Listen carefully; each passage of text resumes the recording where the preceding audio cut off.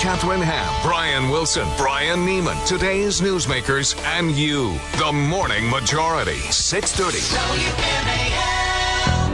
WMAL. 7:07 on the Morning Majority, and I checked, and we do still have a debt problem. So the last time we looked, we have Representative Ron Paul of Texas on the phone. How you doing? Excuse me, Congressman. I'm here. Thank you. Good to be with you. So yesterday the House voted on this cut, cap, and balance bill. You voted against it. Tell me why. Because it raised the national debt. And I have promised not to raise the debt. The debt is the problem, and most people are recognizing it. A lot of people are trying to work a way to get out of it, and the people who were doing that yesterday, I think they would like to. But it doesn't make any sense to me to have a debt problem and then raise the debt and go further into debt. So I think it was a completely wrong direction to go. What's your preferred solution, that you would go past the August 2nd deadline and then be forced to balance?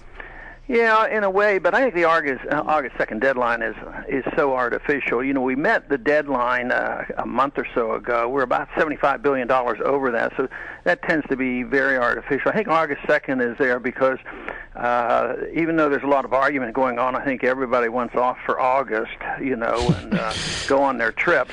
Priorities. So that's why August 2nd is it, because we were supposed to be off this week, theoretically, but they wanted to make sure, you know, that those August trips will still go, so they moved the votes up to do this. Right, but there was the Public Policy Institute, the old CBO director of the Bush administration said, hey, this is the August deadline is real. I mean, Paul Ryan had said that he's looked at these numbers and he's seen the cash flow coming in, and that there will be problems in August if we don't raise the debt ceiling.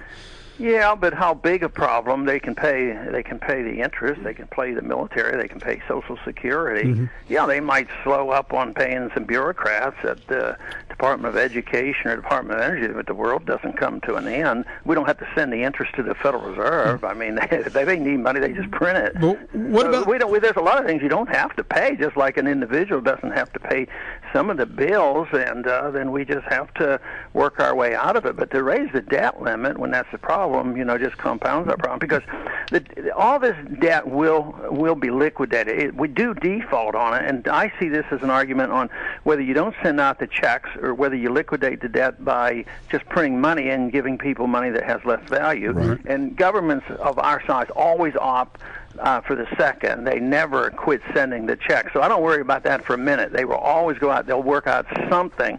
I mean, the Federal Reserve spent $3 trillion bailing out banks and corporations and states and foreign governments and foreign banks. They're not going to allow our own Treasury to not send out payments because they have unlimited sums of money. But what about the argument that if you don't raise the debt ceiling, you're actually making the debt worse because you run the risk of interest rates going up, you devalue the dollar even more? I know you're big on that. Could it actually make our debt problem worse by not raising the debt ceiling? No, I can't see that, but interest rates are going to go up anyway.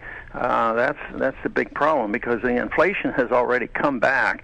If you look at the private sources, and the American people agree with this, that prices for the consumers going up about 9% a year. So that is a tax, and interest rates are just artificially low because the Fed keeps buying Treasury bills and keeping the interest low. But no, I think that if you allow the market to work, yes, interest rates will go up, but that would be good because people who want to save and take care of themselves, you know, could have a CD that makes market rates of interest, and that's where capital would come from. You want to turn off the printing press, but you want people to save, so people who save and take care of themselves would make 5 or 6 or 7%. Mm-hmm. But when they make 1%, they're being cheated, and this is a deliberate policy. We cheat the people who act responsibly, and we reward the people who are supposed to spend, and we give banks money for free. So it's all out of kilter, right? And it comes from the whole fact that government is too big, we spend too much, and we can't afford it. Congressman Paul, let's get down to brass tacks. There is a train that now appears to be leaving the station, and it is a proposal that is put together by the so-called Gang of Six over in the Senate. The president has said he's encouraged by this.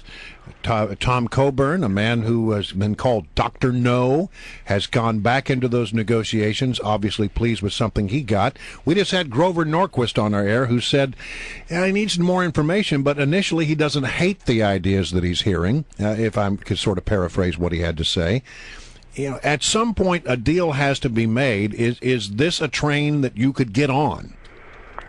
No, I think they say they would raise taxes by about $1 trillion, and I don't see that as a solution. But they're offering maybe as much as $500 billion off the top in cuts, and a total of about it depends what you hear, $3.7 to $4 trillion in cuts over a period of time. This year we've accumulated $5 trillion of new obligations. The deficit's 1.6. What we borrow from the Social Security is 0.4. We have increased our entitlements by $3 trillion. Yes, sir. So none of that can't. So not enough for you then. Well, no, and it isn't. It isn't an arithmetic problem. It isn't an accounting problem for me. As I said on my floor statement yesterday, the American people and the Congress has to think seriously about what the role of government ought to be. And if you don't address that, this is all just tinkering around and saying, well, this is the deficit's going to be $3 trillion or $2 trillion or whatever, is missing the point. Fair enough, but at some point, don't you have to be pragmatic about it and say that, okay, we fought hard, we stood our ground, we tried to pass a balanced budget amendment, but it's not going to go anywhere, so this is the best deal we can get. Well, that's why I think what I'm saying is the only pragmatic thing to do, and that is admit that we can't afford, say, policing the world. How long can we stay in 140 countries and 900 bases and continue to add war on war? This is what usually brings great nations down, and nobody even talks about it. Yesterday we had $100 billion of cuts, so-called, and it actually increased the funding for the wars. So I think that is foolhardy, and we have to decide whether we can afford that. But we have to really challenge the whole concept of entitlements from cradle to grave. And nobody can, one half of the Congress said never cut a penny out of entitlements. The other says don't cut a penny out of this militarism. And then they say, well, this is a budgetary problem. How are we going to raise the national debt to keep this going?